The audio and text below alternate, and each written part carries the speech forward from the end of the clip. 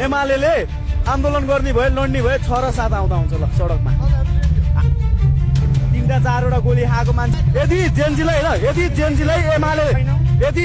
एमालेको गुण्डाहरूले हैन यसरी आँखाको तारो बनाएर ठाउँमा कुर्छ भने सुन एमालेहरू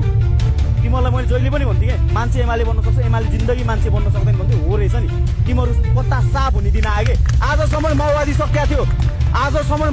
अब एमाले भन्ने नाम सकिँदैन नेपालबाट सकिँदैछ केपी ओली र यो के अरे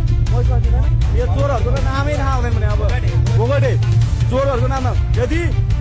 लड्ने नै हो भने जेन्जी पुस्तासँग लड्ने नै थियो भने तिमीहरू देश गति कहाँ भाग्या थियो तिमीहरूको आँट अहिले चाहिँ गुण्डाहरूलाई पैसा खुलाउँदै ल्याउँदै जेन्जी बच्चाहरूसँग कुदिएला यार सिङ्गो एमाले बच्चाहरूसँग कुदिएला छ हारिरहेछ फेरि कुडे खाइरहेछ भागिरहेछ आउने के सुई साथी बोलाएर हामी जसरी हिँडिरहेछौँ नि त्यसरी हिँड्ने हो के पछाडिबाट वार हान्ने होइन के सक्छ भने